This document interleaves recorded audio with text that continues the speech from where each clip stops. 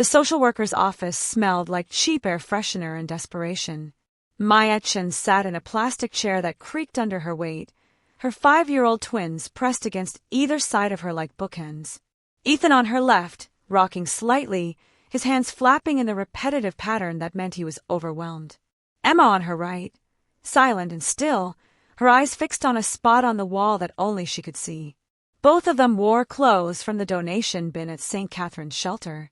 Ethan's shirt had a stain on the collar that Maya had tried scrubbing out with hand soap in the bathroom sink. Emma's pants were 2 sizes too big, held up with a shoelace threaded through the belt loops. Maya's own clothes weren't much better.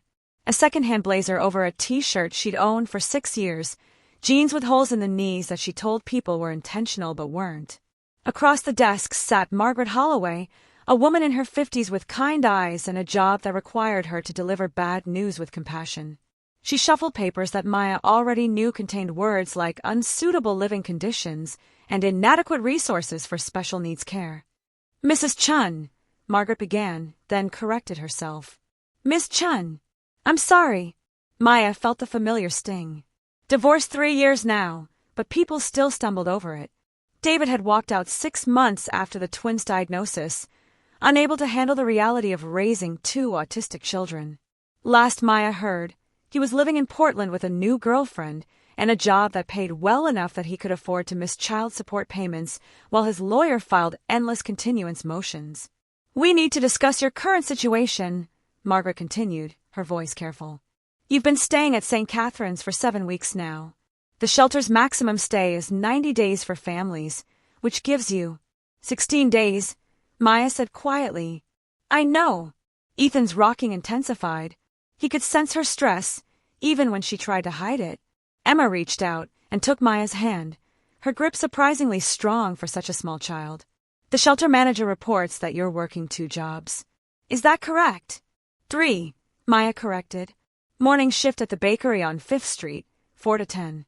Afternoon cleaning offices downtown, noon to 5. Evening stocking shelves at the 24-hour pharmacy, 7 to midnight. Margaret's expression shifted to something that looked like pain. "When do you sleep?" "Midnight to 3:30. Then I'm up to get the twins ready for their day program." Maya kept her voice steady, factual. If she let emotion in, she'd break. "The program is free. It's the only reason I can work at all. Miss Chen, the schedule isn't sustainable. Especially not with 2 special needs children who require." "I know what my children require." Maya's voice came out sharper than intended. She softened it. "I'm sorry. I know." Margaret pulled out another form. "I've been authorized to discuss alternative arrangements. There's a group home in." "No." Maya stood up so fast her chair tipped backward. Both twins flinched. "No. They stay with me. It would be temporary. Just until you can find stable housing, a single job with regular hours. They don't do well with change. Ethan needs his routine. Emma won't speak to strangers. If you separate them from me, they'll..." Maya's voice cracked. "They'll think I abandoned them like their father did." Margaret's eyes filled with sympathy that Maya had learned to hate. Sympathy didn't pay rent. It didn't put food on plates or keep the lights on. It didn't make the world easier for 2 5-year-olds who experienced it differently than everyone else. "I'm not the enemy here," Margaret said gently. "I'm trying to help you keep your children. But the state requires certain standards. The shelter isn't appropriate for long-term family housing. You need a permanent address, stable income, and the twins need consistent care that you currently cannot provide while working 3 jobs. Maya sank back into her chair. The twins immediately pressed closer, their small bodies warm against hers. She wrapped an arm around each of them, feeling their hearts beating against her ribs. "What are my options?" Margaret slid a paper across the desk. "There's subsidized housing available, but the waiting list is 18 months. There's a program for single mothers that provides temporary assistance, but you don't qualify because your income is technically above the threshold when you combine all 3 jobs. Even though none of them provide benefits or pay enough to actually rent an apartment, the system isn't perfect." "The system is broken," Maya said, but without heat. She was too tired for anger. They sat in silence for a moment. Then Margaret pulled out one more document, this one different from the others. Expensive paper, the kind lawyers used. There is one other thing. This arrived yesterday. It's addressed to you, care of the shelter. From a law firm in Boston. Maya took it with trembling hands. Boston. She'd lived there once, years ago, before the twins were born. Before everything fell apart. The letter was brief. Dear Ms. Maya Chen, we are writing on behalf of the estate of Captain Theodore Chen, who passed away on November 7, 2024. According to records, you are listed as his sole surviving heir. We request your presence at our offices to discuss inheritance matters at your earliest convenience. Please contact us to schedule an appointment. Sincerely, Harrison and Associates. Maya read it 3 times. Theodore Chen. Her grandfather. A man she'd met exactly twice in her entire life, both times before she turned 10. He'd been a merchant marine, gone more than he was home, distant and formal when he was present. Her father had barely spoken to him, some old family rift Maya had never fully understood. I didn't even know he died. Margaret leaned forward. Is this legitimate? Some kind of scam? I don't know. Maya pulled out her phone, a 5-year-old model with a cracked screen, and searched for the law firm. It existed. Harrison and Associates, established 1947, specializing in maritime law and estate management. Reviews called them old-fashioned but reputable. She dialed the number with shaking hands. A receptionist answered. Harrison and Associates. How may I direct your call? I received a letter about an inheritance. My name is Maya Chen. One moment, please. Hold music played for 30 seconds. Then a new voice, male, older, with the careful pronunciation of someone who'd been educated in an era when such things mattered. Ms. Chen, this is William Harrison. Thank you for calling so promptly. What is this about? My grandfather and I weren't close. Nevertheless, his will names you as sole beneficiary.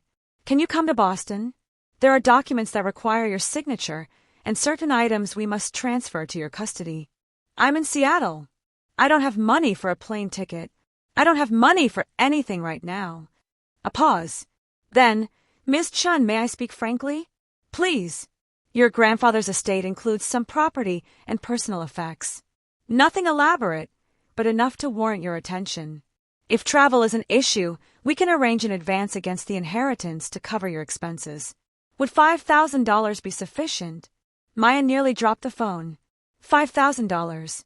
More money than she'd seen at once in 3 years. Miss Chen. Yes. Yes, that would be yes. Excellent. I'll have my assistant wire the funds today. Can you be in Boston by Friday? It was Tuesday. 3 days to arrange childcare for the twins, to request time off from jobs that wouldn't give it, to figure out how to cross a continent when she could barely cross town. I'll be there, she heard herself say. After hanging up, Maya sat in stunned silence. Margaret was watching her with cautious hope. Well, the social worker asked. I have to go to Boston. My grandfather died. He left me something. Is it substantial? I don't know, but they're wiring me $5,000 just to get there. Maya looked down at her twins. Ethan had stopped rocking. Emma was still staring at the wall, but her grip on Maya's hand had loosened slightly. That's a good sign, Margaret said. Lawyers don't advance that kind of money for trivial estates. Maya wanted to hope, but hope was dangerous. Hope was what had kept her believing David would come back, that jobs would get better, that the world would somehow accommodate 2 beautiful, complicated children and their exhausted mother.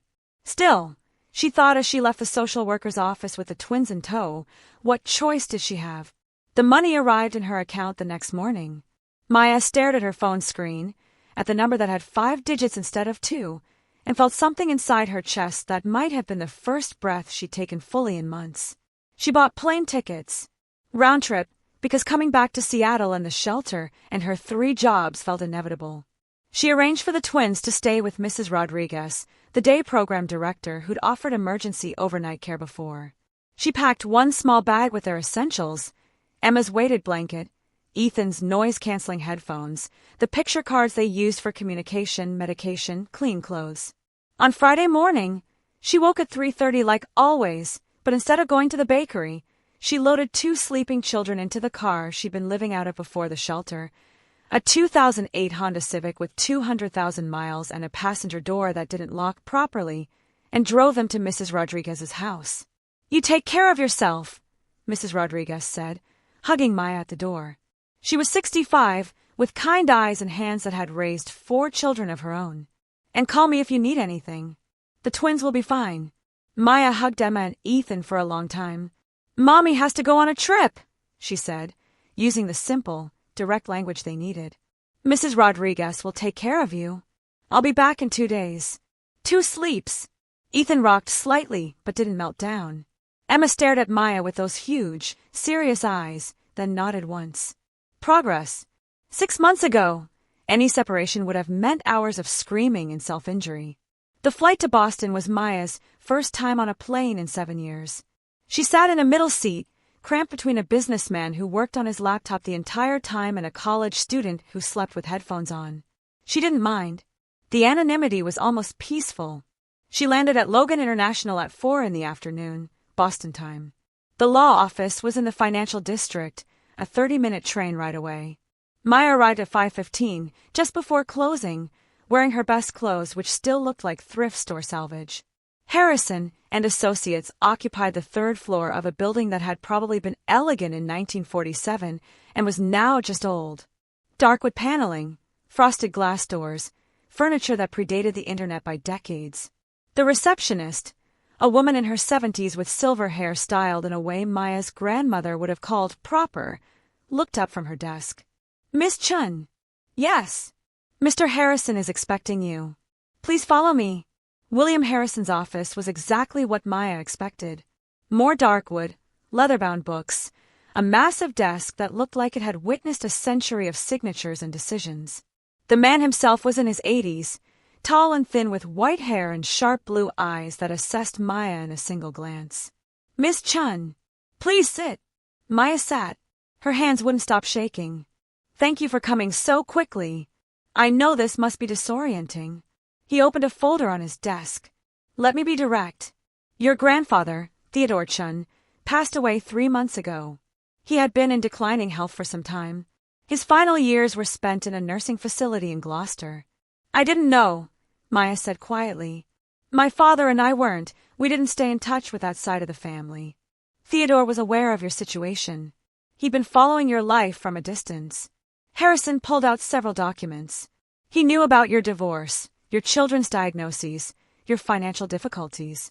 He also knew about your father's estrangement and chose to bypass him entirely in his will." Maya's throat tightened. "Why?" He said, and I quote, "My son blamed the world for his problems. My granddaughter is solving hers." Harrison smiled slightly. Theodore was a difficult man, but he respected persistence. He slid a document across the desk. "This is his will. It's very simple. All assets pass to you. No conditions, no restrictions." Maya picked up the document with trembling hands. The language was formal, full of legal terms she didn't fully understand, but the core was clear. Theodore had left her everything. What? What exactly is everything? Harrison pulled out another folder. "Your grandfather spent 43 years in the Merchant Marine. He was captain of various vessels, primarily cargo ships. He was financially conservative, saved aggressively, and made some shrewd investments over the years. His estate includes approximately $127,000 in various accounts, a small house in Gloucester worth perhaps $200,000, and one other asset." He paused. Maya waited, her heart hammering. "A ship," Harrison said finally. "The Morning Star. A T-clipper that Theodore purchased in 1979 for $800. Maya blinked. "A ship? Like a boat?" "A sailing vessel, yes. Specifically, a British T-clipper built in 1868. Theodore bought it from a salvage yard when it was in terrible condition. He spent decades restoring it, working on it whenever he had leave. It was his passion project." "Where is it now?" "At a dry dock facility in Salem. It's been stored there since Theodore entered the nursing home 2 years ago. The facility has been charging storage fees, which I've been paying from estate funds, but those are nearly exhausted." Maya did quick math. The house was worth $200,000. The savings $127,000. Even if the ship was worthless, that was more than $300,000. Enough to change her life. Enough to change everything. "Miss Chen," Harrison's voice was gentle. Are you all right? I never expected anything like this. I thought maybe a few $1,000s. Maybe some furniture. The house and cash are yours to do with as you please. The ship. Harrison hesitated. Theodore left specific instructions about the Morning Star. He wanted you to see it before making any decisions.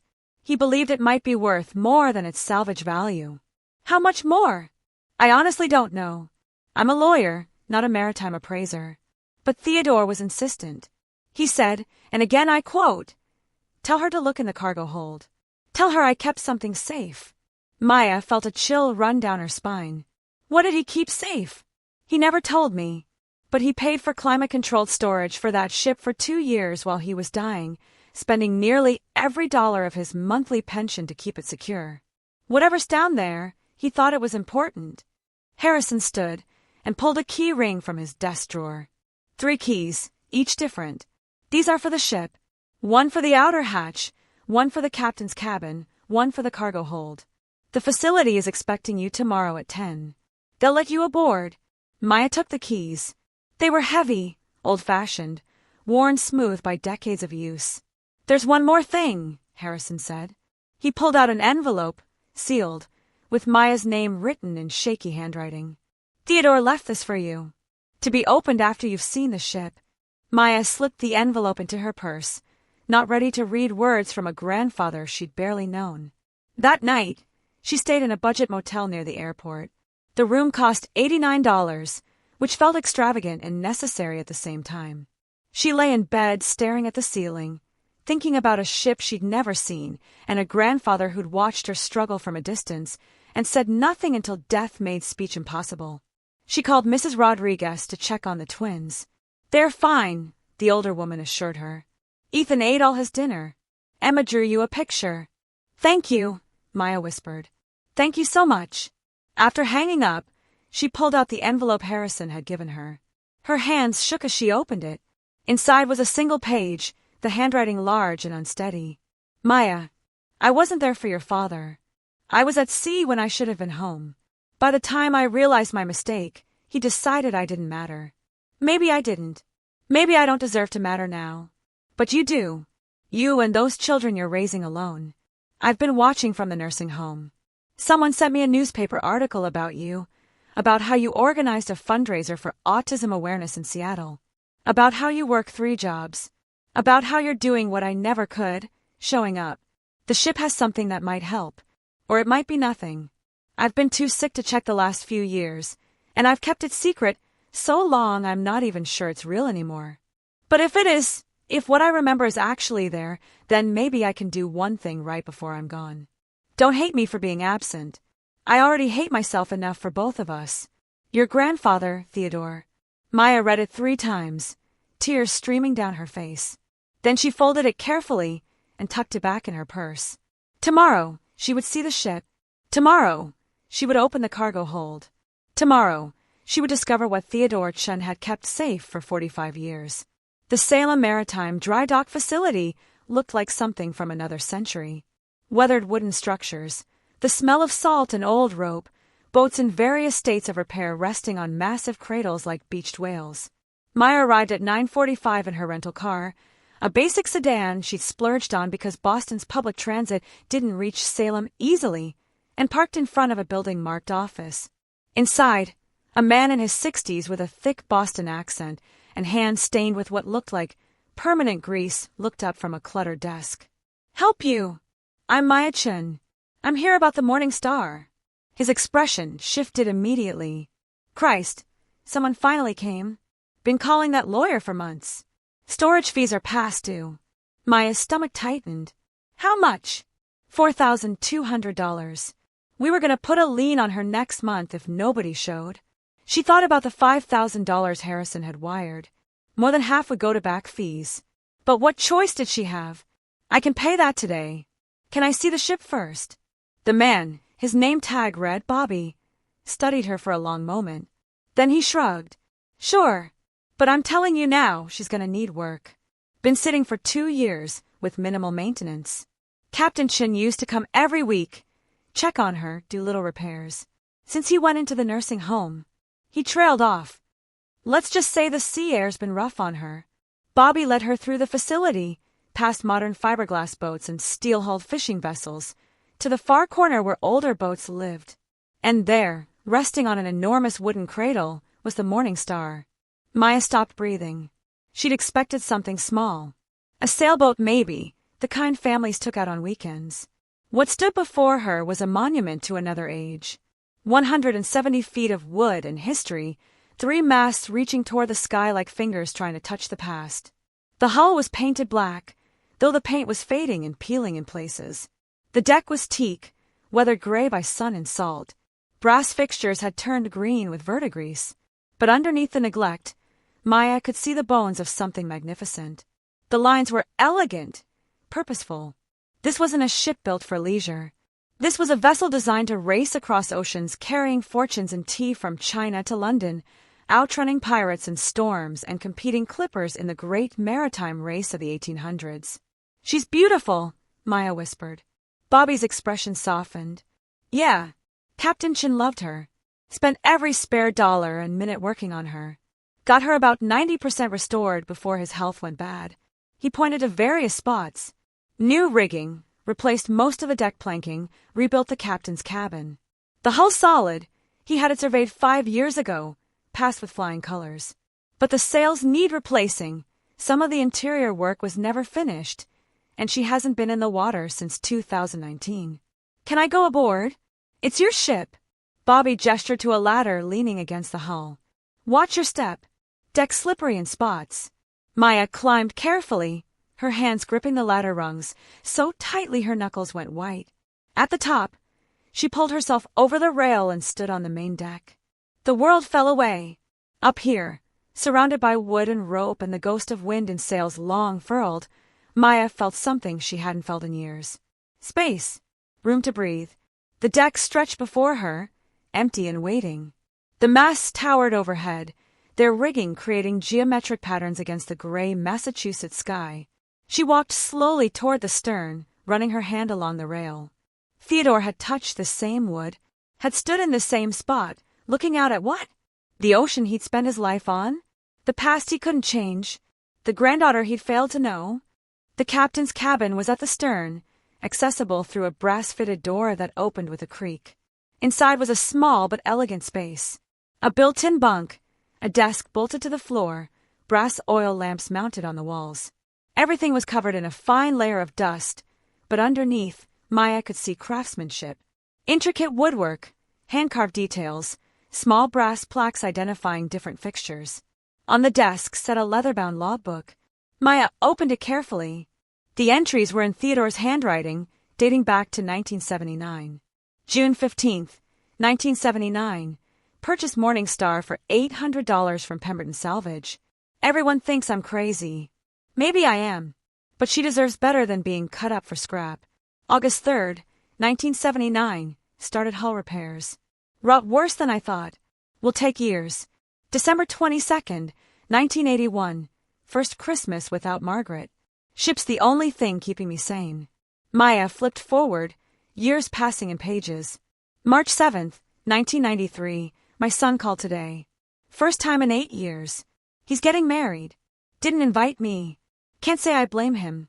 November 18th, 2003. A granddaughter. Maya. Beautiful name. I won't meet her. David made that clear. But maybe someday. October 2nd, 2019. Doctor says it's cancer. Pancreatic. 6 months maybe.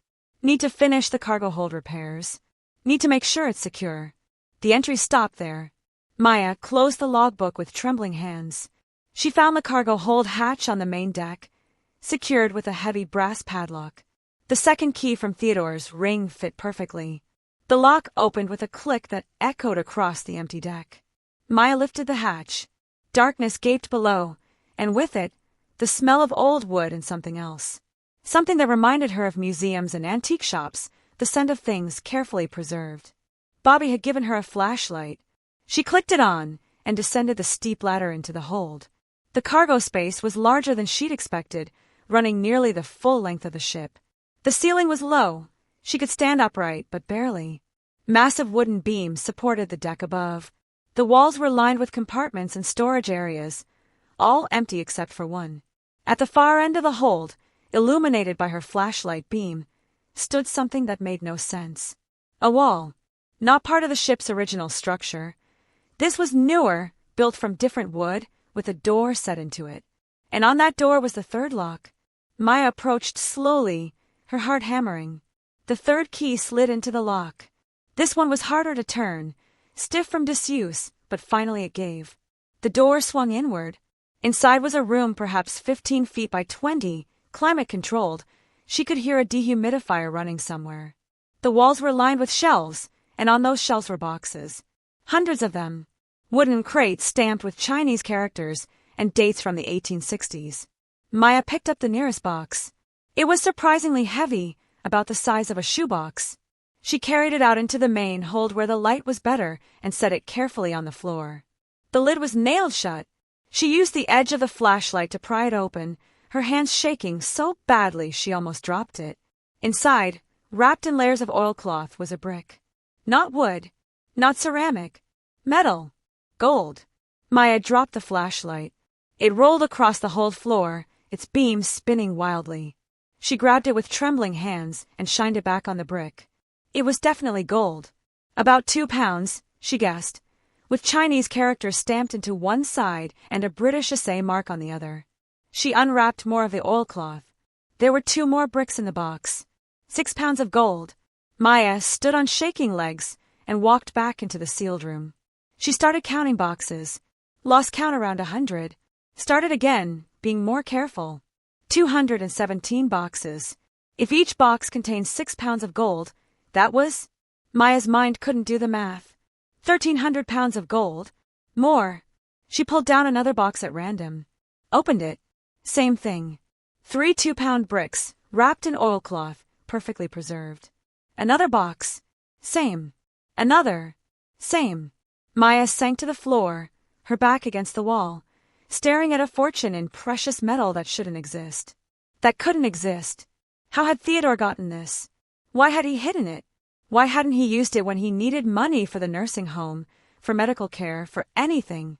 She pulled out her phone, no signal down here, and climbed back to the main deck on legs that didn't quite work. Bobby was waiting near the rail. You okay? You look like you've seen a ghost. I need... Maya's voice came out hoarse. I need to make a phone call. She called Harrison first. He answered on the second ring. Miss Chen? Is everything all right? There's gold on the ship. Hundreds of pounds of gold. In the cargo hold. Theodore had it locked away. Silence. Then, I beg your pardon? Gold. Chinese gold bricks from the 1860s, based on the markings. I don't know how much exactly, but it has to be worth... I don't even know. Millions. Miss Chen, I think you should. I'm not making this up. I'm standing on the deck right now. There are over 200 boxes down there. More silence. Then, don't touch anything else. Don't tell anyone. I'm calling a maritime attorney and a precious metals expert. Stay with the ship. I'll have people there by this afternoon. Harrison hung up. Maya looked at Bobby, who was watching her with concern. You feeling okay? Need some water? I'm fine. Just family history stuff. Emotional. He nodded, accepting the lie, and went back to the office. Maya sat on the deck, her back against the rail, and called Mrs. Rodriguez. Maya, the twins are doing great. Emma painted. Can you keep them one more day? Maybe 2. Something came up with the inheritance. Of course, honey. Take all the time you need. After hanging up, Maya just sat there, trying to process what she'd found. Theodore had been sitting on millions of dollars, maybe tens of millions, and died in a nursing home living on his pension. Why? How had he even gotten this much gold? She went back to the captain's cabin and searched more carefully this time. In the desk's bottom drawer, hidden under charts and navigation tools, she found another journal. This one older, the cover cracked with age. The first entry was dated April 3rd, 1868. Departed Shanghai with full cargo, 800 chests premium Keemun tea for the London market. Fair winds. Expect to make good time. This wasn't Theodore's writing. This was the original ship's log from 1868, from the Morning Star's maiden voyage as a tea clipper. Maya flipped through carefully. Standard entries about winds and position, crew issues, maintenance. Then 3 months into the voyage, July 19th, 1868, encountered British warship HMS Resolute. Boarded for inspection. Customs officer discovered secondary cargo hidden beneath tea chests. Chinese gold, smuggled aboard in Shanghai without my knowledge by first mate Chen Weilin. 23 boxes total, approximately 140 pounds. Officer offered choice: surrender gold and continue to London, or be charged with smuggling. First mate Chen made separate arrangement. Details unknown to me. We departed with tea cargo intact. First mate Chen removed from ship's company at officer's request. Logged as left due to illness, though this is false. Gold's disposition unknown. The entries continued, but there was no more mention of the gold or the first mate. The ship arrived in London 6 weeks later, delivered its tea, and returned to Shanghai for another cargo. Maya kept searching. Found a loose page tucked between others, written in different handwriting. For my descendants who may one day read this, I am Chen Weilin, first mate of the Clipper Morning Star. What the captain's log calls smuggling was actually salvation. 23 families in Shanghai faced execution for supporting the Taiping Rebellion. We converted their life savings to gold, not to smuggle it for profit, but to preserve it for their descendants after they fled China. The British officer understood this. He took the gold not as contraband, but as temporary protection. He promised to hold it until such time as proper heirs could be identified and contacted. His name was Lieutenant Theodore Morrison. He gave me his word as a gentleman that the gold would be safe. I never saw Morrison again. The families I tried to save were lost to history. But somewhere that gold exists. 23 boxes, 6 bricks each, stamped with the Chen family mark. If you find it, know that it belongs to descendants of those who lost everything. Use it wisely. Use it with honor. Chen Weilin, June 1869. Maya read it 3 times. Then she did the math. 23 boxes in 1868. 217 boxes now. Someone had added to the original cargo. A lot. She kept searching and found a modern notebook tucked behind the old logbook. Theodore's handwriting, dated 2018. I spent my whole life searching for Morrison's gold. The story was passed down through my family, great-great-grandfather Chen Weilin's treasure, the fortune that could save us all. My father looked for it. His father before him. All of us obsessed with finding what the British officer had promised to preserve. I found it in 1979. Pure luck. The Morning Star was in a salvage yard, scheduled for scrapping. I was there looking at another boat when I saw her name. Remember the family stories. Bought her for $800, just to search her properly. The gold was still there, hidden in a false cargo hold built by Morrison himself. 23 boxes, exactly as Chen Weilin described. But there was more.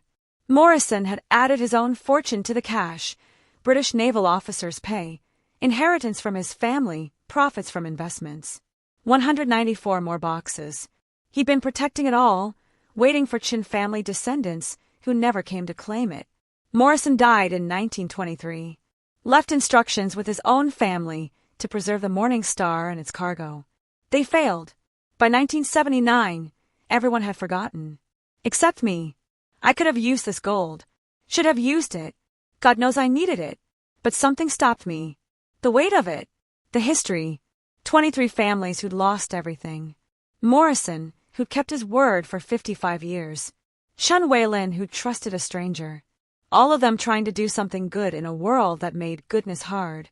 I kept it safe instead. Restored the ship. Maintained the climate control. Waited. For what? I don't know. Someone worthy. Someone who'd understand that this isn't just metal. It's hope preserved across centuries. Maybe Maya, if she ever finds this. If I ever have the courage to tell her it exists. She's raising those children alone. She's drowning. This could save her. But will she use it with honor? Will she remember that it's not really hers? That it belongs to people long dead who tried to survive impossible times? I guess I'll find out. If I'm watching from wherever dead men go. Maya closed the notebook. Her hands had stopped shaking. Something had crystallized in her mind, something clear and certain.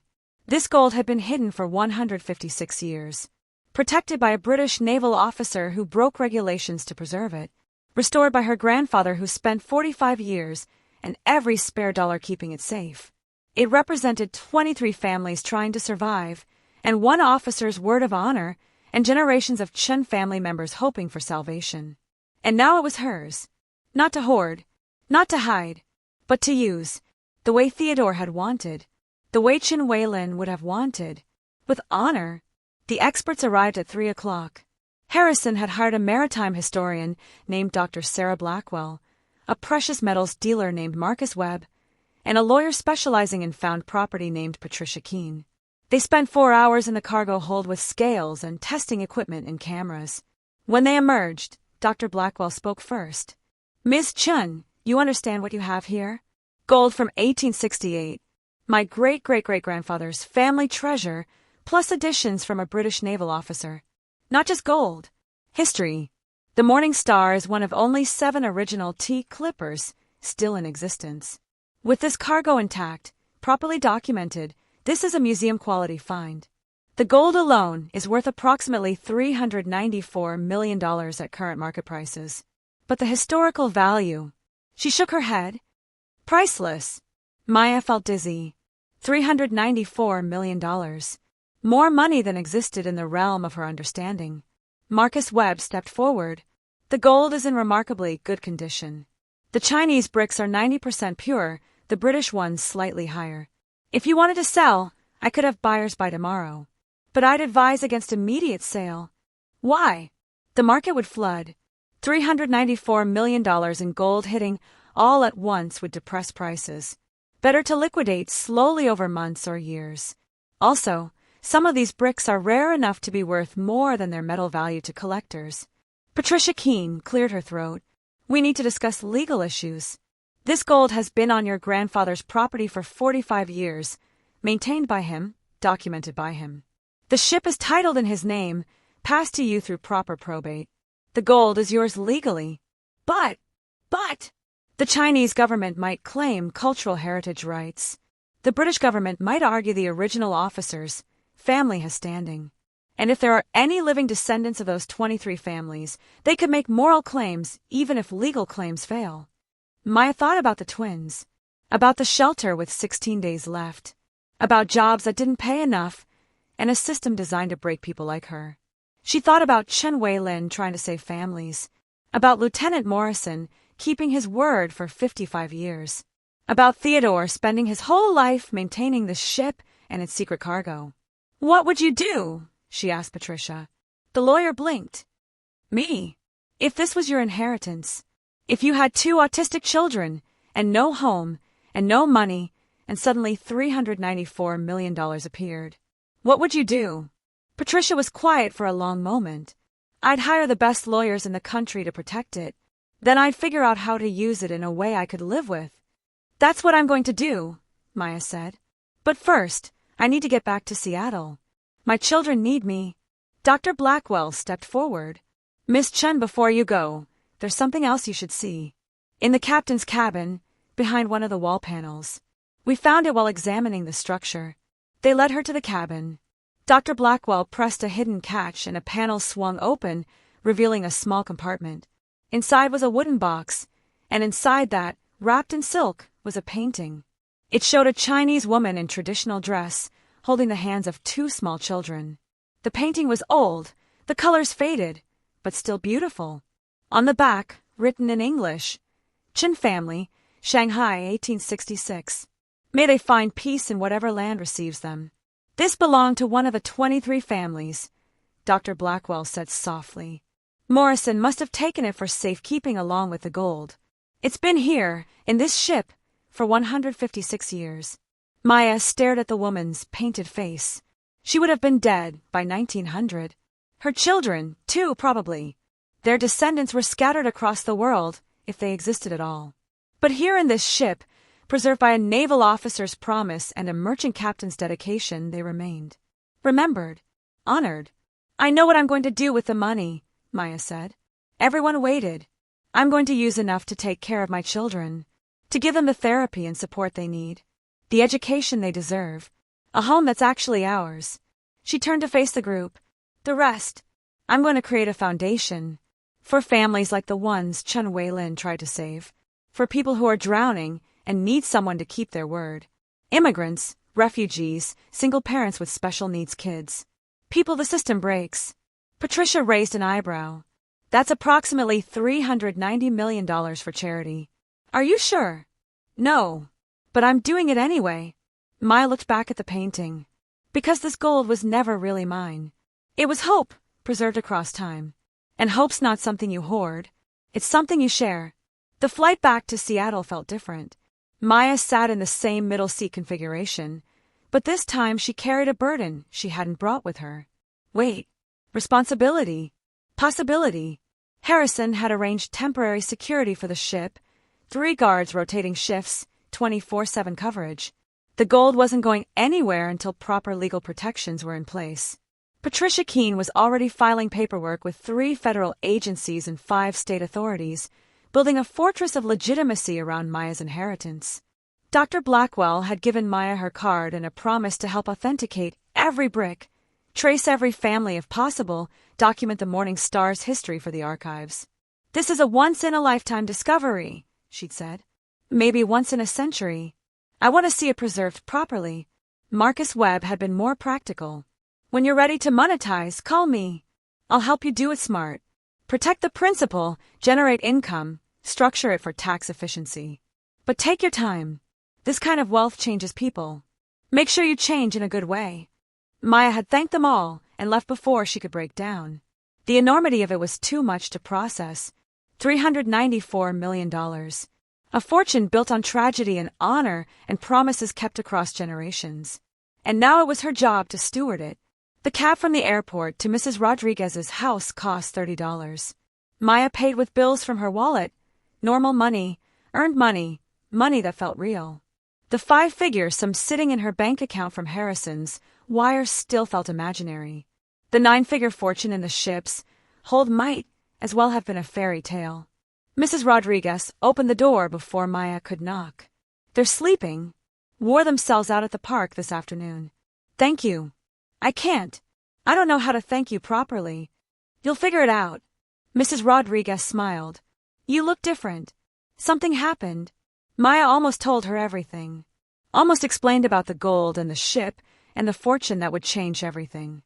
But some instinct held her back. Once people knew, everything would change. Not just her circumstances, but her relationships. How people saw her.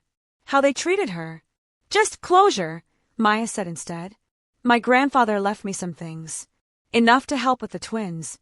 Good. They're wonderful children. They deserve everything. Maya paid Mrs. Rodriguez the $200 they'd agreed on for childcare, money that would have broken her budget a week ago but now felt like nothing. Then she carried the twins, one at a time, out to her Civic. Ethan woke slightly, made a small sound of recognition, and went back to sleep in his car seat. Emma never stirred. Driving through Seattle's midnight streets, Maya felt the weight of decision pressing down. She couldn't stay at the shelter now. Not with access to money, even if most of it was still tied up in gold. But she also couldn't suddenly appear with millions of dollars and no explanation. People would ask questions. The twins' father would appear like a vulture, suddenly interested in custody once there was money to fight over. She needed to move carefully, strategically, transform her life without it looking like transformation. The shelter was quiet when she pulled into the lot.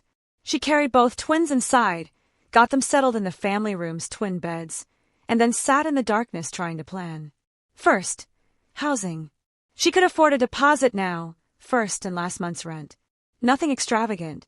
A 2-bedroom apartment, modest but clean. Somewhere stable. Second, quit 2 of her 3 jobs. Keep the day shift at the bakery. She liked Deb, the owner, and 4 hours of work would maintain the appearance of normalcy. But the cleaning and pharmacy jobs could go. More time with the twins. More sleep. More capacity to think. Third, therapy. Both twins needed intensive services that insurance barely covered. She could afford copays now. Could find the best specialists, get evaluations, build support teams. Fourth, lawyer. Not just for the inheritance, but for custody. David would come sniffing around eventually. She needed legal protection in place before he found out about the money. Fifth, silence. Tell no one. Not yet. Move slowly. Let the foundation lawyers handle the gold. Build her new life piece by piece, carefully, without drawing attention. She fell asleep making lists. The next morning, Margaret, the social worker, called. Maya, can you come in? We need to talk about the shelter timeline. Maya's heart sank. She'd forgotten. 14 days left, now that she'd been gone too. She needed to find housing immediately or face the group home conversation again. I'll be there this afternoon. She dropped the twins at their day program and headed to the social services office. Margaret was waiting with papers and that expression of sympathy Maya had learned to dread. I know things have been difficult, Margaret began, and I want you to know we're here to help. I'm moving out, Maya interrupted. I found an apartment. I can move in next week. Margaret blinked. You found? How? I thought financially. My grandfather's estate settled faster than expected. I have enough for deposits and rent. Not a lie, just not the whole truth. That's wonderful, Maya. Truly. But I'll need to verify the lease, make sure it meets requirements for the twins' needs. Of course. I'll have everything to you by Friday. Maya spent the rest of that day apartment hunting.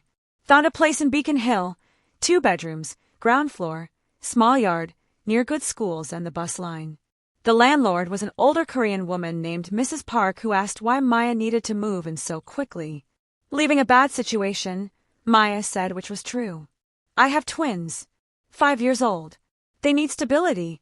Mrs. Park studied her for a long moment. First and last month plus deposit, $3,000 total. Can you pay that? Yes. Good. Move in whenever you're ready. I like families who take care of their children. Maya signed the lease right there, wrote a check that wouldn't bounce because Harrison's money was real, and walked out with keys to a home that was actually hers. That night, she told the twins they were moving to a new place. Ethan rocked anxiously until she showed him pictures on her phone, his new room, the small yard, the park 2 blocks away. Emma just stared at the images, processing silently, then nodded once. Permission granted. They moved on Friday with help from Mrs. Rodriguez and 3 other families from the shelter who'd become friends. Maya didn't have much, 2 suitcases of clothes, some toys, the twins' therapy supplies.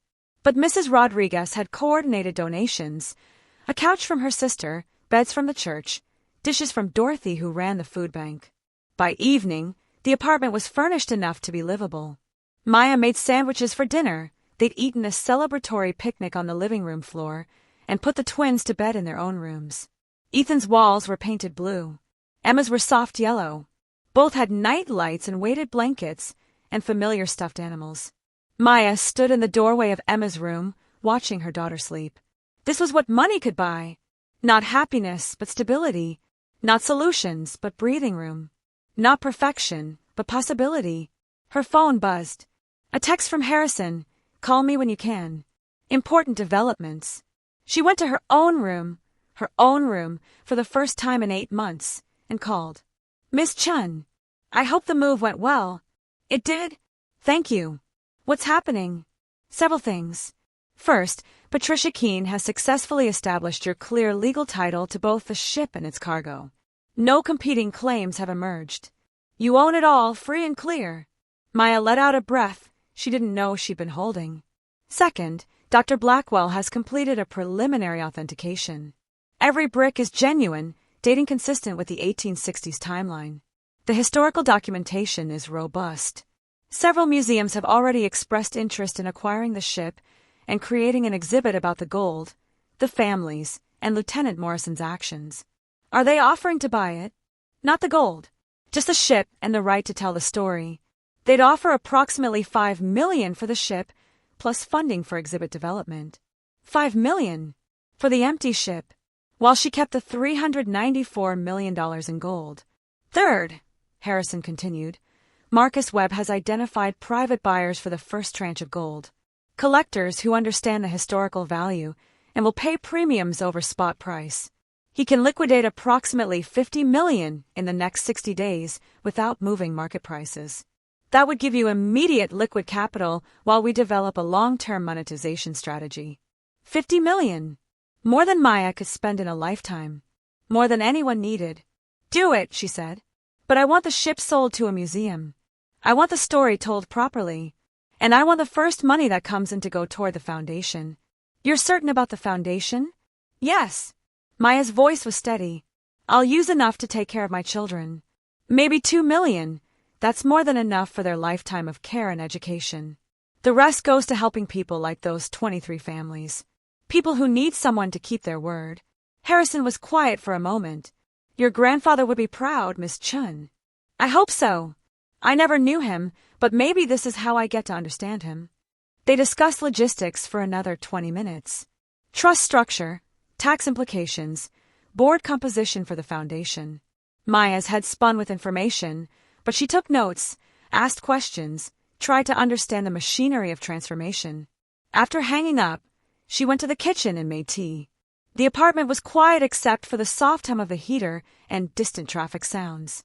Outside, Seattle sparkled in the darkness, a city that had almost broken her but hadn't quite managed it. She thought about Chen Wei-lin trying to save families in 1866, about Lieutenant Morrison keeping his promise from 1868 to 1923, about Theodore maintaining that promise from 1979 to 2022. All of them protecting hope across generations. Now it was Maya's turn. She pulled out her laptop, a battered machine that barely worked, and started writing. Not plans or budgets, but a letter. To Theodore. To Chen Wei-lin. To Morrison. To everyone who'd protected this fortune, so someone, someday, could use it properly. I don't know if you're watching, she typed. I don't know if dead people can see what the living do with what they've left behind. But just in case, thank you. Thank you for keeping your word when it would have been easier not to. Thank you for maintaining hope when hope seemed pointless. Thank you for trusting that someday someone would understand what you'd protected. I promise I'll use this properly. Not perfectly, I'm going to make mistakes. But I'll try to honor what you started. I'll help people the way you tried to help them. I'll keep your promise alive. My children are sleeping in their own rooms tonight. That's because of you. Tomorrow I'll start building something bigger. That's because of you too. I'm not a hero. I'm just someone who was drowning and got thrown a life preserver made of gold and history and hope. But I'll hold on to it. I'll use it to pull others up. I promise. She saved the document, closed her laptop, and went to check on the twins one more time before bed. Ethan was snoring softly, his hands tucked under his pillow. Emma had shifted in her sleep, her weighted blanket half on the floor. Maya adjusted it gently, tucked it around her daughter, and kissed her forehead. We're going to be okay, she whispered. Better than okay. And for the first time in years, she believed it. 3 months after finding the gold, Maya Chen stood in a conference room on the 42nd floor of a downtown Seattle office building and tried not to feel like an imposter. The view stretched across Elliott Bay to the Olympic Mountains beyond, the kind of view that cost money just to look at. Around the polished mahogany table sat 7 people who would shape how $394 million in historical gold became something that could change lives. Patricia Keene was there, having flown in from Boston specifically for this meeting. She'd been working 18-hour days, building the legal structure that would protect Maya's inheritance while allowing her to actually use it. Beside her sat Marcus Webb, the precious metals dealer who'd sold the first tranche of gold for $52.3 million, more than the $50 million he'd projected because collectors had paid premium prices for bricks with the clearest Chinese characters and British assay marks. Dr. Sarah Blackwell sat across from them, representing the Maritime Museum of Boston, which had agreed to purchase the Morning Star for $5.2 million and create a permanent exhibit about the Chen family gold, Lieutenant Morrison's promise, and Theodore's decades of preservation. She brought preliminary exhibit designs that made Maya's throat tight, photographs of the ship, recreations of the cargo hold, interactive displays explaining how T-clippers worked and why the gold had been hidden in the first place. Harrison was there via video conference, his elderly face filling one of 3 large screens mounted on the wall. He'd officially retired from active practice, but had agreed to serve as the Foundation's legal advisor, claiming that Maya's case was the most interesting thing I've worked on in 40 years, and I'm not about to miss how it unfolds. The other 3 people were strangers Maya had interviewed over the past month. Jennifer Wu was a nonprofit director who'd spent 20 years running refugee resettlement programs in California. Her references called her tireless and brilliant at navigating bureaucracy. Robert Santos had a background in social work and special education advocacy, with particular expertise in autism services. And Maria Gonzalez brought corporate finance experience. She'd been CFO of a mid-sized tech company before leaving to focus on her own family, and was now ready to return to work for something meaningful. Together, these 7 people would help Maya transform gold into hope. "Let's begin," Patricia said, opening a leather portfolio. "Maya, why don't you explain your vision? Everyone here has read the materials, but hearing it directly from you will help." Maya stood up, her hands shaking slightly. She'd been practicing the speech for days, but standing in this expensive room with these accomplished people felt overwhelming. Then she remembered Ethan and Emma at home with Mrs. Rodriguez, probably painting or playing in the small yard. Remembered what it felt like to work 3 jobs and still fall short. Remembered 23 Chinese families trying to survive and a British officer who kept his word for 55 years. "My great-great-great-grandfather tried to save 23 families from execution in 1866, she began, her voice steadier than she felt. "He converted their life savings to gold and tried to smuggle it out of China so it would be there for them if they survived, or for their descendants if they didn't. A British naval officer named Theodore Morrison took that gold not as contraband, but as a sacred trust. He added his own fortune to it and protected all of it for 55 years, waiting for Chen family descendants who never came to claim it." She looked around the table. Everyone was listening intently. "My grandfather found the gold in 1979 and spent 45 years maintaining it. He died almost broke because he put every spare dollar into preserving that ship and its cargo. And now it's mine. $394 million worth of gold that represents generations of people trying to do the right thing in impossible circumstances." Maya pulled out the painting sheet had carefully restored, the Chen family portrait from 1866. She set it on the table where everyone could see it. This woman and her children probably died before 1900. But they were remembered. They were honored. Someone kept their painting safe for 156 years. That matters. She met each person's eyes. "I want to build something that does the same thing. That keeps promises. That honors people the world forgets.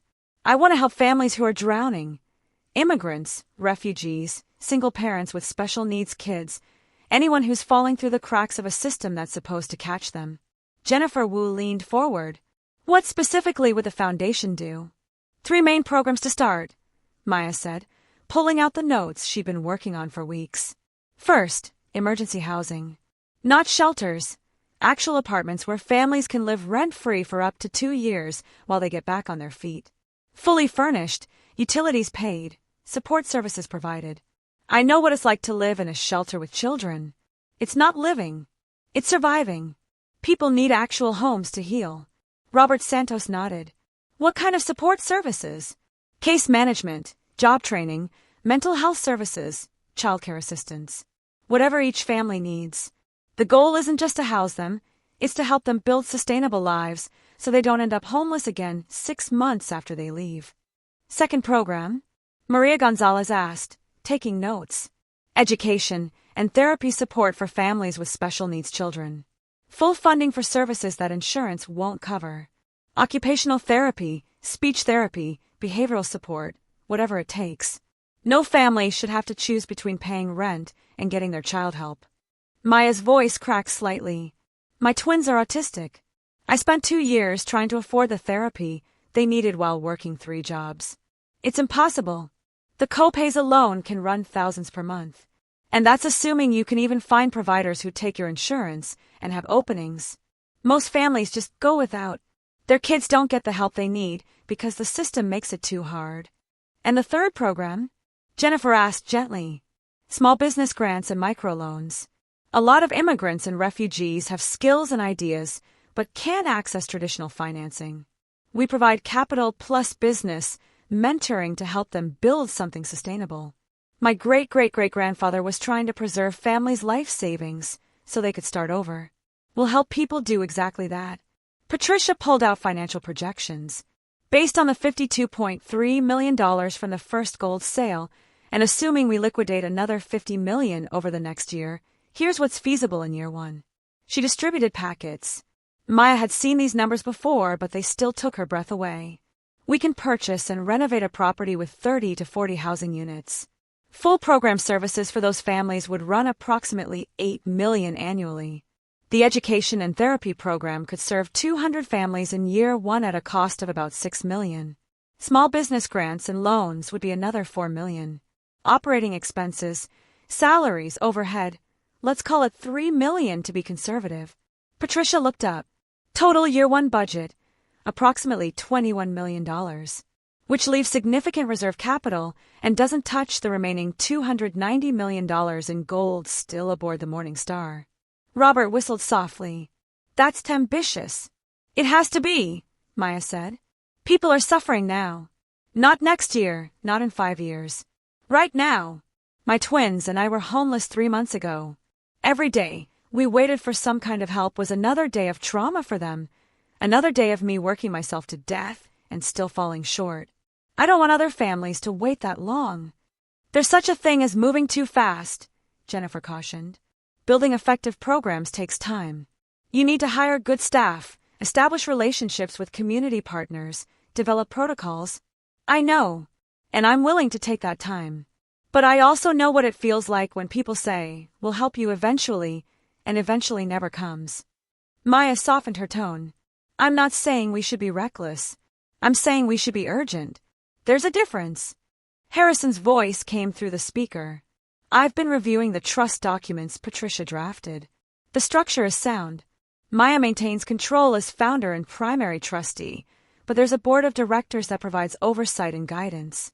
Checks and balances without strangling the mission.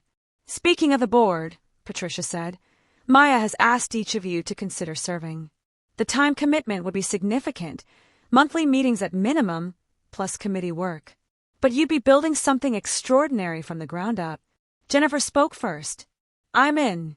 I've spent 20 years watching refugee families struggle because resources are always inadequate and bureaucracy is always excessive.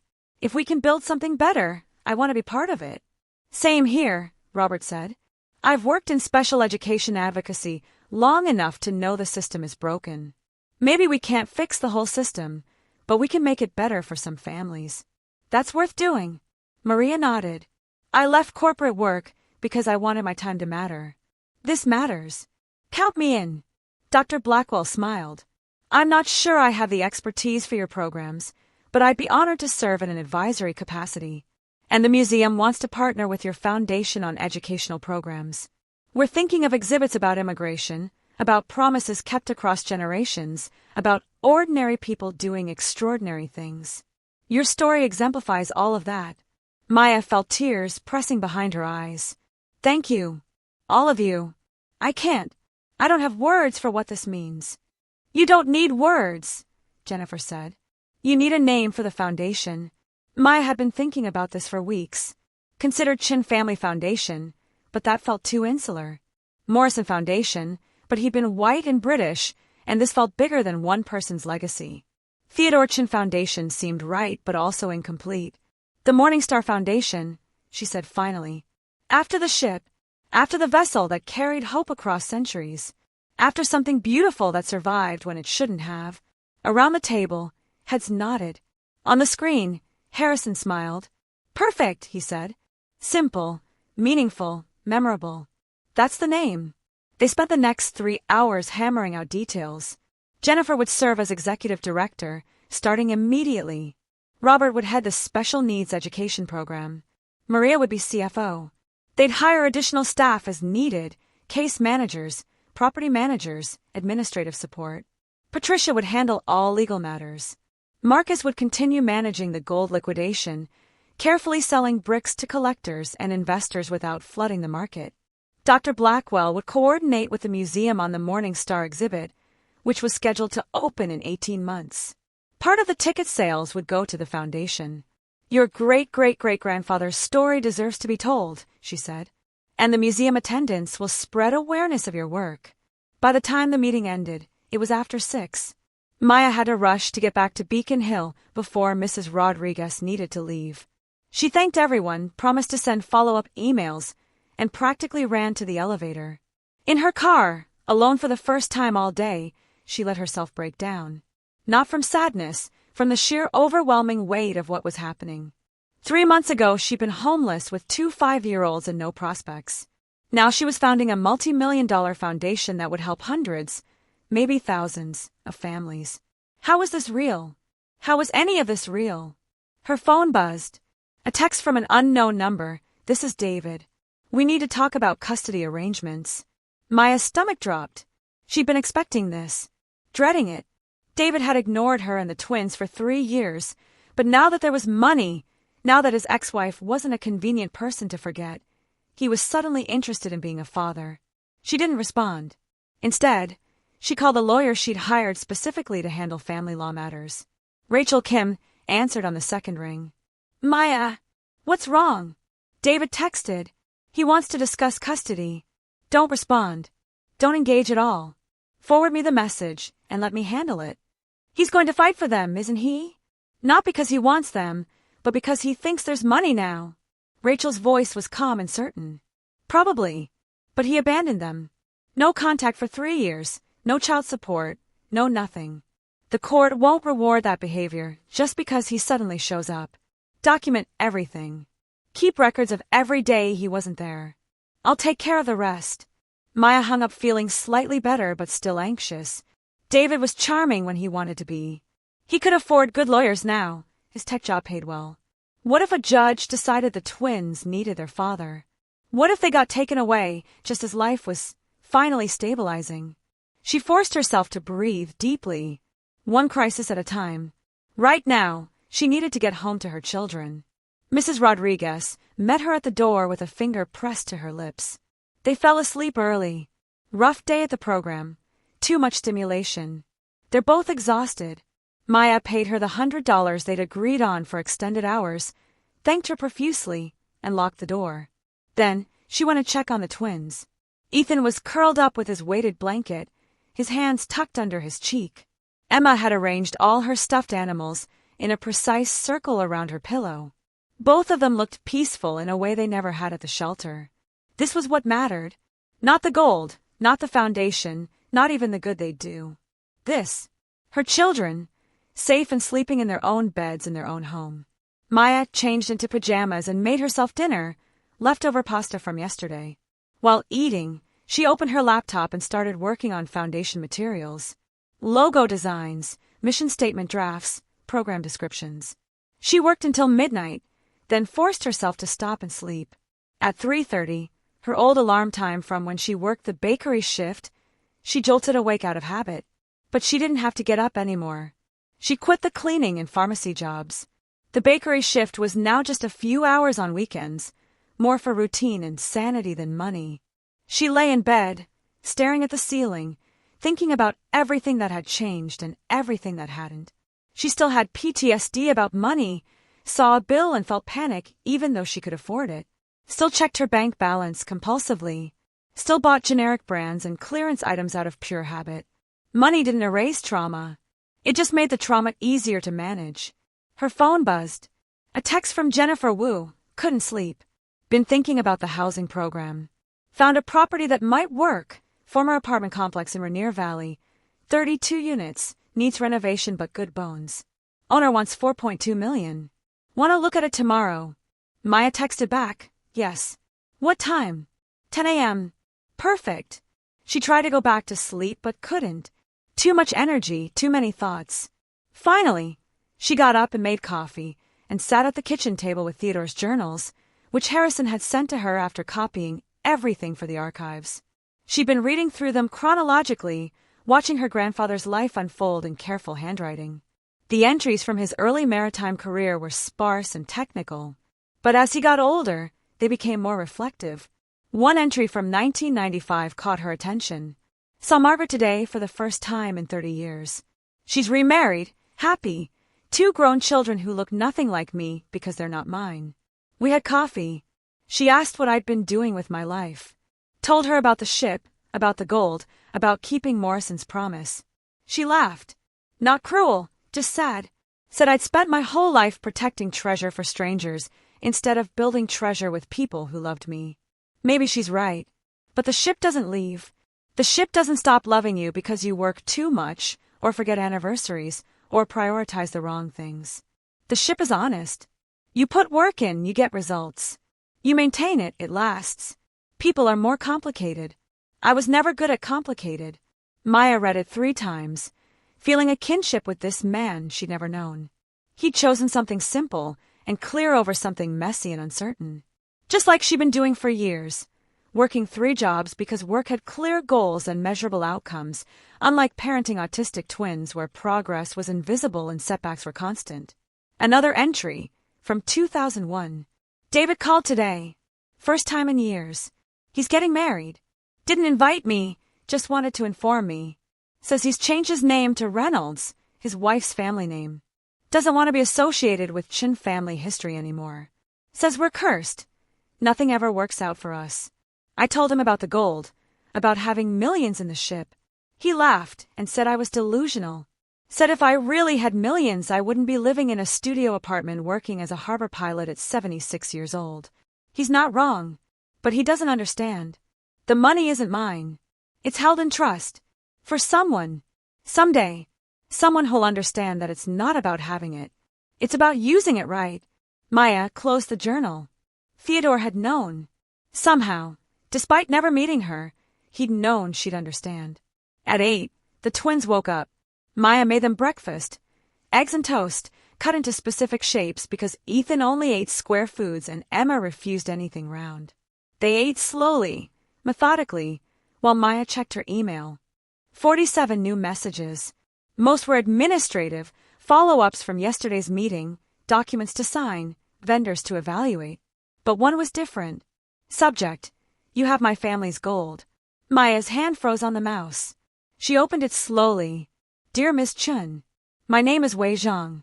I am a graduate student at UC Berkeley studying Chinese diaspora history. I recently read about your inheritance in an academic journal. Dr. Blackwell published a preliminary paper about the Morning Star discovery. According to her research, the gold originally belonged to 23 families fleeing persecution in Shanghai in 1866. I believe one of those families was mine. My great-great-great-grandmother's name was Chen Meiling. She had 3 children. According to family records passed down through generations, they converted all their wealth to gold and tried to smuggle it out of China. The gold disappeared. The family assumed it was stolen. I don't want to claim any of your inheritance legally. I understand it's been established as yours through proper channels. But I wanted you to know that at least one descendant of those 23 families survived and found prosperity in America. My family has done well. We don't need the money. What we need is acknowledgement, proof that our ancestors weren't fools who lost everything. Confirmation that their sacrifice and planning mattered, even if it didn't save them. Would you be willing to meet? I'm in Seattle for research next month. I'd like to tell you their story. Respectfully, Wei Zhang. Maya read it 4 times, then called Patricia immediately. We've got a descendant, she said without preamble. Someone whose family was one of the 23. Patricia was silent for a moment. Send me the email. Don't respond yet. Let me verify this person's claims first. If they're legitimate, we need to handle this carefully. They said they don't want money. They say that now. But people change their minds when lawyers get involved. Let me investigate first. Maya forwarded the email and tried not to obsess over it. But all morning, while getting the twins ready for their day program and then driving to meet Jennifer at the property in Rainier Valley, she kept thinking about Wei Zhang. About Chen Meiling and her 3 children. About the weight of knowing your ancestors' treasure had been found 158 years later by a stranger. The property Jennifer had found was perfect. A former apartment complex built in the 1970s, now vacant and slightly run down but structurally sound. 32 units across 4 buildings, a central courtyard, a community room that could be converted to program space. The neighborhood was diverse, near bus lines and schools, with parks and grocery stores in walking distance. The owner's been trying to sell for 6 months, Jennifer explained as they toured. Market's soft for this kind of property because it needs work. But that works in our favor. We can renovate specifically for our family's needs. Wider doorways for mobility issues, sensory-friendly lighting, soundproofing between units. They walked through unit after unit. Maya pictured families living here. Pictured children playing in the courtyard. Pictured case managers meeting with parents in the community room, helping them find jobs and access services and build the skills they needed to eventually move on. Make an offer, Maya said. $4 million. Cash sale, close in 30 days. Jennifer's eyes widened. You're sure? I'm sure. Let's do this. That afternoon, while the twins were still at their program, Maya met with Robert Santos to discuss the special needs education program. They sat in a coffee shop in the university district, surrounded by college students studying for finals. I've been reaching out to therapy providers, Robert said, pulling up a spreadsheet on his laptop. Occupational therapists, speech therapists, behavioral specialists, developmental pediatricians. The wait lists are insane. Some families wait 18 months for an initial evaluation. But here's the thing. Most providers would take more clients if they could get paid reliably and quickly. Meaning, insurance reimbursement is slow and complicated. Providers spend hours on paperwork, wait months for payment, and often get denied for arbitrary reasons. If we could pay them directly at rates that actually cover their costs, we get immediate access for our families. Maya leaned forward. How much? Average therapy session costs about $150 to $200 out of pocket. Most kids need multiple sessions per week across multiple specialties. Call it $2,000 per month per child. If we serve 200 families with an average of 1.5 special needs children per family, that's 300 kids. At $2,000 per month, that's... He did quick math. $7.2 million annually. More than the $6 million I initially estimated. Do it, Maya said. Find the best providers. Pay them well. Get our families immediate access. Money's not the constraint. Good care is. Robert studied her. You're not like most philanthropists I've worked with. I'm not a philanthropist. I'm just someone who got lucky and doesn't want to hoard it. Still, most people would be more cautious, more focused on metrics and outcomes and proving impact. I know impact. Impact is my daughter speaking in full sentences for the first time after 6 months of speech therapy. Impact is my son learning to manage his anxiety instead of having daily meltdowns. I don't need a research study to tell me that works. I need providers who can help more kids like mine. They spent another hour working out details. Robert would build a network of trusted providers, negotiate contracts, establish referral processes. Families could access services immediately upon joining the program. No wait lists, no bureaucracy. Just help. By the time Maya picked up the twins from their program, her phone was exploding with updates. Patricia had verified Wei Zhang's claims. He was exactly who he said he was, a legitimate descendant with family records that matched Dr. Blackwell's research. Jennifer's offer on the property had been accepted. Marcus had found buyers for another $15 million in gold bricks. The foundation was becoming real. That night, after the twins were asleep, Maya sat down and wrote a response to Wei Zhang. Dear Wei, thank you for reaching out. I would be honored to meet you and hear your family story. Your great-great-great-grandmother's courage in trying to save her children should be remembered and honored. I'm establishing a foundation with the gold, the Morningstar Foundation. Part of its mission is to honor the 23 families who sacrificed everything. I'd like to include their stories in our materials and in the museum exhibit that's being created. Would you be willing to share what your family knows? Photos, documents, oral histories, anything that helps us remember them as people, not just as names in a historical record. Also, while I understand you don't need financial assistance, I hope you'll consider serving on the Foundation's advisory board.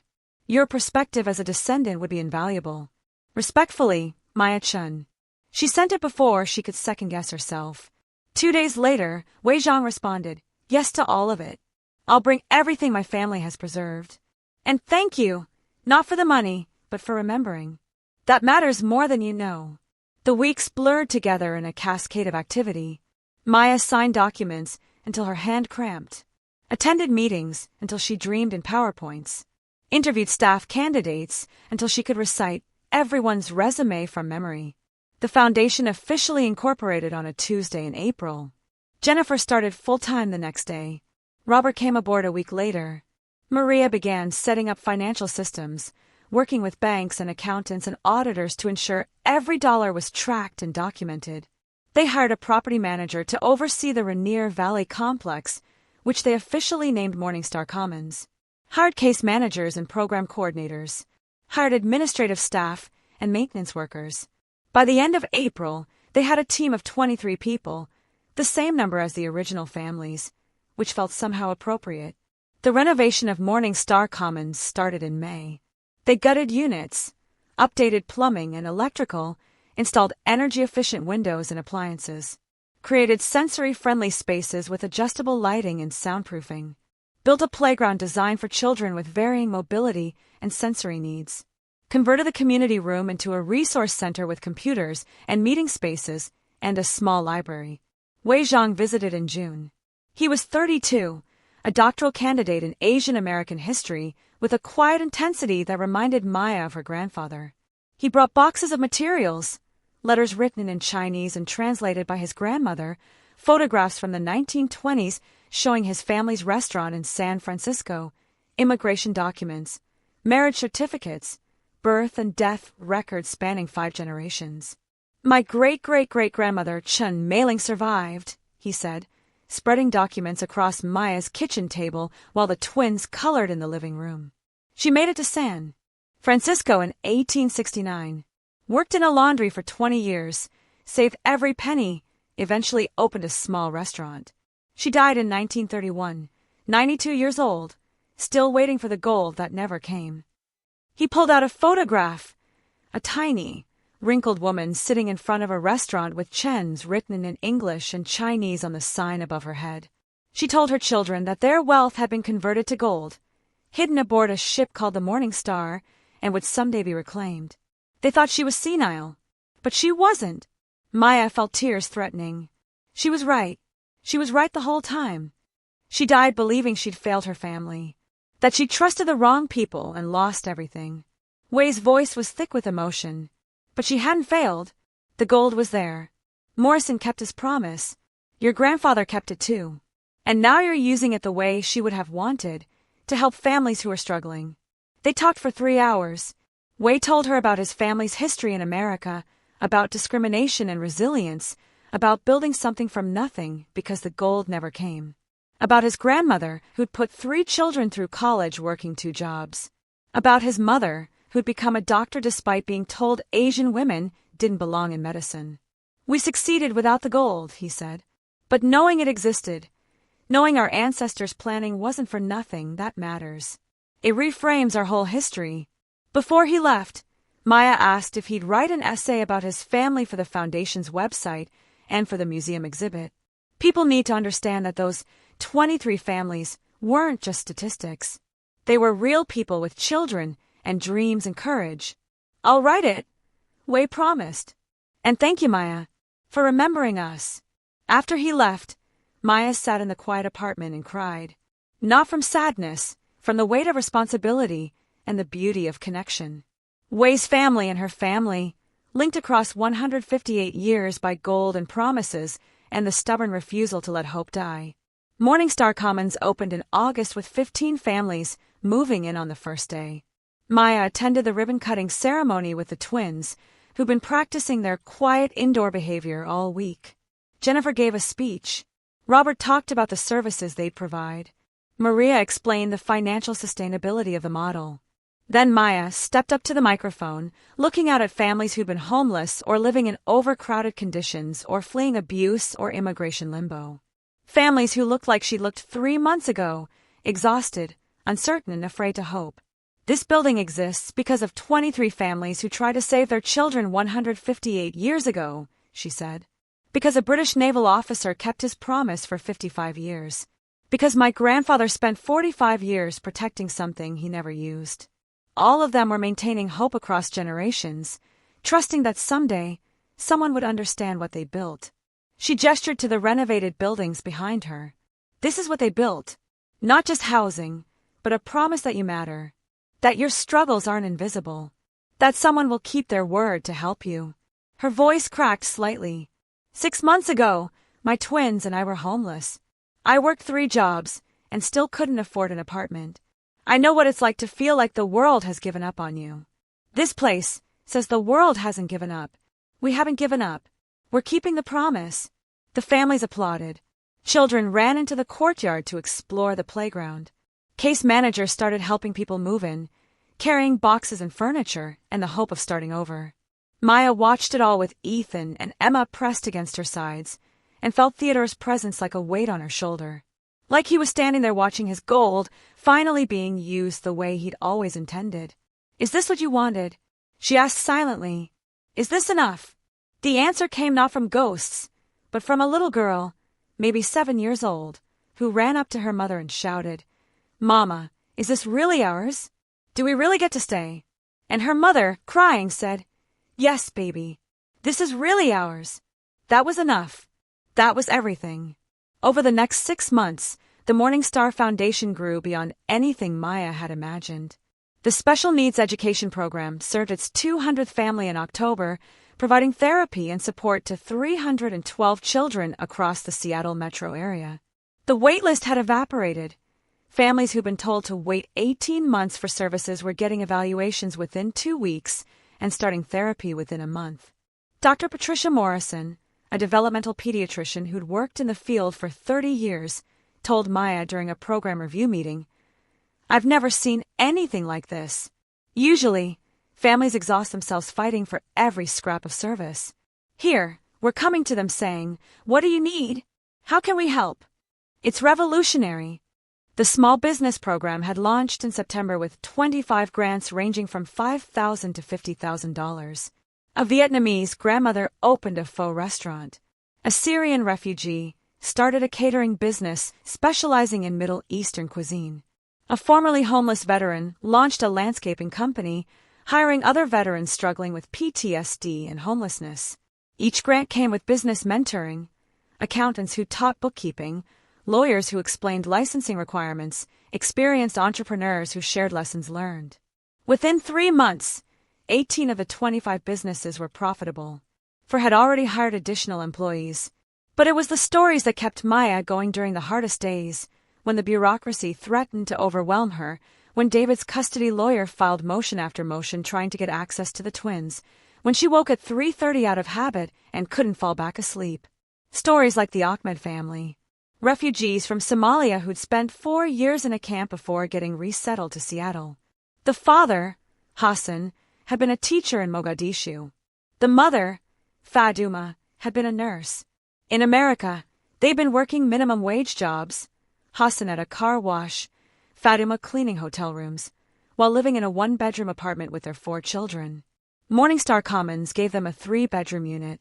The Foundation's education program got their youngest child, who had cerebral palsy, into intensive physical therapy. The small business program gave Hassan a $15,000 grant to get his teaching credentials recognized in Washington state. Maya visited them in November, 6 weeks after they'd moved in. Their apartment smelled like spices and cardboard boxes. They were still unpacking. But Faduma's face glowed when she showed Maya around. "Our daughter Amina," she said, pointing to the youngest child doing exercises with a physical therapist in the living room. "She is getting stronger every day. Before, we could not afford therapy. Insurance covered only 6 sessions per year. 6! She needs 6 per week. Now she has what she needs." Hassan appeared from the bedroom, carrying a framed certificate. "I passed my teaching exam," he said, his English accented but clear. "I start student teaching in January. By next fall, I will have my own classroom again." He gripped Maya's hands, his eyes wet. "You do not just give us housing. You give us back our lives, our dignity. In the camp, we were numbers. In America, we were invisible. Here, we are people again." Maya left their apartment and sat in her car for 10 minutes, crying. This was what Theodore's gold had become. Not just money, but dignity restored. Not just housing, but humanity acknowledged. The museum exhibit opened in December. Dr. Blackwell had transformed the Morning Star into something extraordinary. The ship itself was the centerpiece, restored to its 1868 glory with new sails and polished brass, and decks that gleamed under carefully positioned lights. Visitors could climb aboard, walk the deck, see the captain's cabin where Theodore had maintained his journals for 45 years. But it was the cargo hold that made people cry. Dr. Blackwell had recreated it exactly as Maya had found it. The false wall, the climate-controlled room, the boxes of gold, replicas, since the real gold was being liquidated to fund the foundation. And on the walls surrounding the display were photographs and stories of all 23 families. Wei Zhang had led the research effort, tracking down descendants of 7 more families. Each family got a panel explaining who they were, why they fled Shanghai, what had happened to them. Some had survived and prospered in America. Others had died during the journey or shortly after arrival. 3 families had vanished completely. No records, no descendants, no trace except their names in Chen Weilin's letter. Maya attended the grand opening with Ethan and Emma, both dressed in their best clothes and equipped with noise-canceling headphones because the crowd would be overwhelming. David had requested they attend with him, his lawyer arguing it was a significant family event, but Rachel had shut that down hard. He'd forfeited his right to significant family events when he walked out 3 years ago. The ceremony was held on the ship's deck. Museum director Charles Harrison gave opening remarks. Dr. Blackwell explained the historical significance. Wei Zhang spoke about his great-great-great-grandmother Chen Meiling and the courage it took to convert everything you own to gold and trust strangers to protect it. Then Maya spoke, with her twins standing on either side of her, Ethan rocking slightly, and Emma staring intently at the gathered crowd. When I found this gold 6 months ago, I was homeless with 2 autistic children and no idea how I'd survive the next month. The gold saved us. But more than that, it taught us something about promises. She gestured to the ship around them. Chen Weilin made a promise to 23 families that their savings would be preserved. Lieutenant Morrison kept that promise for 55 years. My grandfather Theodore kept it for 45 more. That's 100 years of people. Choosing honor over convenience, choosing to protect something for strangers they'd never meet. Maya's voice strengthened. The Morningstar Foundation is us keeping that same promise to people who are struggling today. When someone walks into our housing program, or gets their child into therapy, or receives a business grant, we're saying, we see you. You matter. Someone is keeping their word to help you.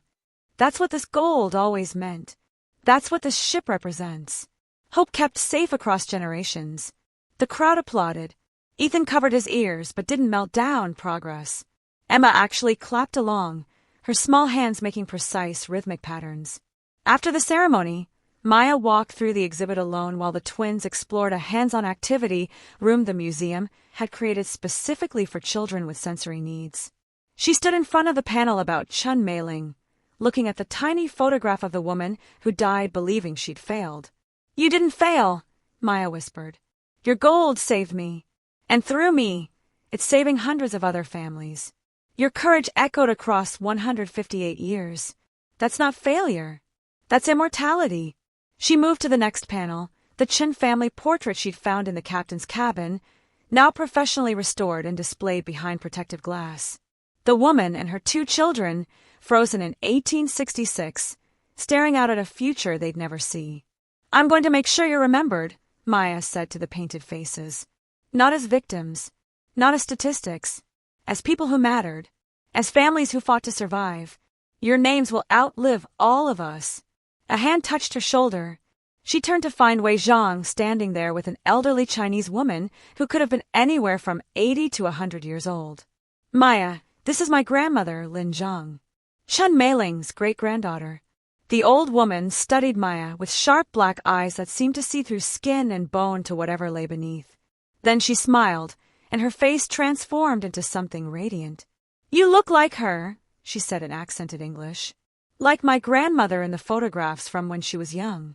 Before America made her old. Maya didn't know what to say. I'm honored to meet you. She talked about the gold until the day she died, Lin said, her voice strong despite her age. Every Chinese New Year, she would tell the story. How they converted everything to gold. How Chen Weilin had promised to keep it safe. How someday, the Chen family would be wealthy again. My parents thought she was senile. I thought she was clinging to fairy tales because reality was too hard. The old woman touched the display case, her fingers trembling slightly. But she was telling the truth. All of it. And now you've honored her truth by using what she protected to help others. That would make her proud. She pulled something from her purse, a small jade pendant on a silk cord. This was hers. The only thing of value she brought from China besides the gold. She wore it every day until she died. My mother passed it to me. Now I'm passing it to you. Maya started to protest. I can't take something so precious. You already took responsibility for $394 million in gold, Lynn said with a slight smile. A jade pendant is nothing compared to that. Besides, it should stay with the Chen family line. Your children have as much right to it as mine. She placed it in Maya's hand. The jade was cool and smooth, carved into the shape of a lotus flower. Maya closed her fingers around it and felt the weight of 5 generations. Thank you, she whispered. I'll treasure it. Treasure it by using it, Lynn corrected. Mei Ling didn't wear it to show off. She wore it to remember who she was when everything else was taken. You do the same. After they left, Maya stood alone in front of the exhibit for a long time, the jade pendant warm in her palm. Then, she went to find her children. The new year brought new challenges. Morningstar Commons was at full capacity with a wait list of 70 families.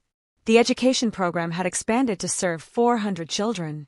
The small business program had given out 83 grants totaling $2.1 million. But success created problems. Staff was stretched thin. Case managers carried impossible caseloads. The therapy network was struggling to keep up with demand. And the money, while substantial, was finite. Marcus had liquidated another $50 million in gold, but at this pace of spending, they'd burn through it in 3 years. Maya called an emergency board meeting in January. Everyone gathered in the foundation's new offices. They'd outgrown the initial space and moved to a larger building that could accommodate their growing team. We need to talk about sustainability, Maya said, pulling up financial projections on the screen. At our current spending rate, we'll exhaust liquid assets by 2028. We still have $235 million in gold aboard the Morningstar, but liquidating it all defeats the purpose of the foundation. We're supposed to help families build sustainable lives. We need to model that ourselves. Maria pulled up spreadsheets. We have several options. 1. Reduce services and serve fewer families. 2. Charge fees based on ability to pay. 3. Seek government funding through grants and contracts. 4. Build an endowment and operate off investment returns. Jennifer shook her head. Option 1 defeats our mission. Option 2 creates barriers. The families who need us most can't pay anything. Option 3 makes us dependent on government whims and political changes. Which leaves option 4, Robert said. But building an endowment large enough to generate $20 million annually in returns means setting aside at least $200 million in principal. That's almost all our remaining gold. Maya had been thinking about this for weeks. What if we do all of it? Not option 1, we're not reducing services. But what if we charge sliding scale fees for families who can afford something, even if it's small, and pursue government contracts for specific programs like the special needs services, and build a partial endowment? Patricia leaned forward. Explain. We set aside $150 million for endowment. Invested conservatively, that should generate $6 to $7 million annually. We liquidate another $50 million for operating reserves. That leaves $35 million in gold as emergency backup. Then we diversify revenue streams, fees, grants, donations, corporate partnerships. We become sustainable without depending entirely on any single source. Around the table, heads nodded slowly. It was complicated, but it could work. There's something else, Maya said. We're not the only foundation that should exist. We're focused on Seattle, maybe expanding to other West Coast cities. But what about the rest of the country? What about other causes? I've been contacted by 37 people wanting to start similar programs in their cities. They're asking for advice, for seed funding, for help replicating our model. You want to franchise the foundation? Jennifer asked, eyebrows raised. Not franchise, incubate. We create a separate fund specifically for helping others build Morningstar-style programs elsewhere. We share our systems, our lessons learned, our mistakes. We help them get started, then let them operate independently. Robert was already taking notes. That's actually brilliant. Instead of trying to serve everyone directly, we help others serve their communities. Multiplication instead of addition. It fits with the original mission, Wei Zhang said. He joined the board officially in November. The 23 families weren't trying to hoard wealth. They were trying to preserve resources so they could help their community survive. This continues that legacy. They voted unanimously to pursue Maya's proposal. Maria would develop the endowment strategy. Patricia would research government contracting requirements. Jennifer would create a sliding fee scale that asked families to contribute what they could without creating barriers. And Maya would establish the Morning Star Incubator Fund with $20 million set aside specifically for helping others replicate their programs. The work was overwhelming, but it was also exhilarating. In February, David's custody case finally went to trial. Rachel had built an ironclad defense. 3 years of documented abandonment, no child support, no contact, no effort. The Foundation's resources meant Maya could afford the best expert witnesses, psychologists who testified about the importance of stability for autistic children, educators who explained the twins' progress in Maya's care, even their day program director who testified that disrupting their routine could cause significant regression. David's lawyer tried to argue that he'd been struggling with depression and addiction, that he was better now, that he deserved a chance to be a father. But when pressed, David couldn't name his children's therapists, their teachers, their favorite foods, or even their birthdays without checking his phone. The judge ruled in Maya's favor. Full custody to Maya. David got supervised visitation 1 Saturday per month, pending successful completion of a parenting class, and 6 months of consistent attendance. If he missed visits or failed to pay child support going forward, even that could be revoked. Rachel cornered Maya outside the courtroom. He'll probably appeal. Men like him don't accept losing. Let him appeal. We'll win again. Maya felt calm, certain. He's not fighting for his children. He's fighting because his ego can't handle that I succeeded without him. Still, be careful. Document everything. Keep security cameras at your apartment. Vary your routines. Men who feel entitled to things they've lost can be dangerous. Maya took the warning seriously.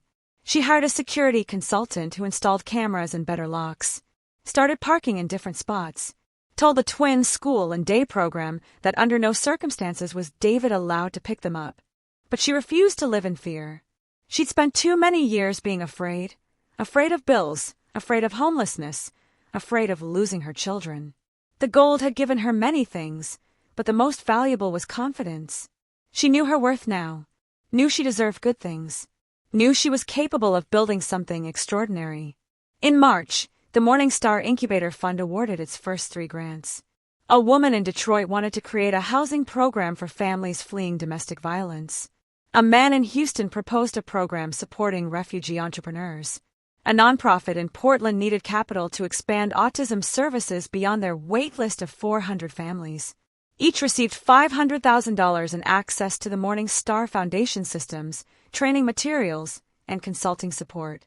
Maya personally called each recipient to welcome them to what she'd started calling the Promise Network, organizations committed to keeping promises across generations. By April, Maya's life had found a rhythm. She worked 40 hours per week at the foundation, a normal amount, not the 70-hour weeks of crisis mode. Spent mornings with the twins before their day program. Had dinner with them every night. Read bedtime stories and sang lullabies and attended their therapy sessions. The twins were thriving. Ethan had started speaking in full sentences, his vocabulary expanding daily. Emma had made a friend at school, another autistic girl who liked the same repetitive games Emma did. They'd had their first sleepover, and Emma had tolerated it without melting down. Small victories, but they were everything. Maya had also started therapy herself, something she'd never been able to afford before. Dr. Kim specialized in PTSD and had helped her process the trauma of those years working 3 jobs, never sleeping, constantly terrified of homelessness and losing her children. You survived something that breaks most people, Dr. Kim told her during a session. But survival mode doesn't turn off automatically when the threat ends. Your nervous system is still braced for disaster. We need to teach it that you're safe now. It was slow work. Maya still woke at 3:30 sometimes. Still checked her bank balance compulsively. Still felt guilty buying things that weren't absolute necessities. But gradually, incrementally, she was healing. In May, the foundation celebrated its first anniversary. They'd housed 67 families, provided therapy to 478 children, given out 127 business grants, and helped 3 other cities launch their own programs. The numbers were staggering. The stories were overwhelming. Maya stood at the celebration, held at Morningstar Commons Community Center, and looked around at faces that had become familiar. The Ahmed family, with Hassan preparing to start his first teaching job. The Rodriguez family, whose daughter Maria had gotten into a specialized autism program at the university. The Chen family, no relation to Maya, just a beautiful coincidence, whose father had opened a successful dim sum restaurant with foundation support. Ethan and Emma played with other children in the corner, both of them more social than they'd been a year ago.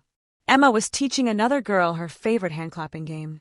Ethan was showing a boy his collection of smooth stones that he liked to line up in specific patterns. Wei Zhang approached with his grandmother Lin. The old woman had become a regular presence at foundation events, telling stories about Chen Meiling to anyone who would listen. "You've done something extraordinary," Wei said. "In 1 year, you've helped more people than most charities help in a decade." Maya shook her head. "I just opened a door that was locked. The gold did the work." "The gold was inert metal sitting in a ship," Lin corrected, her voice sharp but not unkind. "You chose what to do with it. You could have kept it all. Most people would have. You chose differently. That's character, not luck." "I chose to keep a promise," Maya said. "That's all. A promise made by Chen Weilin to 23 families. A promise kept by Morrison and Theodore. I'm just the latest person in the chain." "Then make sure the chain continues," Lin said. "When you're gone, not soon, I hope, but eventually, make sure someone else knows how to keep the promise." Maya nodded slowly. She'd been thinking about this, about succession planning, about what happened when she wasn't there anymore. "I'm writing it all down," she said. "Everything. How the foundation started, why it exists, what it's supposed to do. Stories from every family we've helped. So future board members, future staff, future donors, everyone knows this isn't just a charity. It's a sacred trust passed down through generations." Lin smiled. "Good. Meiling would be pleased." As the celebration wound down and families started leaving, Maya found herself alone in the courtyard of Morningstar Commons. The sun was setting, painting the sky orange and purple. Children's laughter echoed from the playground. Someone was cooking. She could smell spices and grilled meat drifting from open windows. This place was alive. These families were building futures. And it had all started with a British naval officer who could have taken the easy path, a merchant captain who'd spent 45 years protecting something he never used, and a homeless single mother who'd chosen to share instead of hoard. Maya pulled out the jade pendant Lin had given her. She wore it every day now, tucked under her shirt where only she could feel it. The lotus flower was smooth and cool against her palm. "Thank you," she whispered to Chen Meiling, wherever she was. "Thank you for being brave enough to try saving your family. Thank you for trusting Chen Weilin. Thank you for believing the gold would matter someday." She put the pendant back and looked up at the sky. Somewhere, Theodore was probably smiling. Or maybe he wasn't. Maybe dead people didn't watch the living. But if he could see this, if he knew what his 45 years of maintenance had accomplished, Maya hoped he felt proud. She'd kept his promise. She'd used the gold with honor. She turned tragedy into hope. And she was just getting started. The Morningstar Foundation would outlive her. Would help thousands more families. Would continue keeping promises long after everyone involved in its founding was gone. That was immortality. Not in gold, but in love. Not in money, but in meaning. Not in wealth, but in the unwavering certainty that some promises are worth keeping, no matter how many generations it takes. Thank you so much for watching until the end. If you love this story, check out the other videos on your screen now. I think you'll really enjoy them. And don't forget to subscribe if you haven't already. See you in the next story.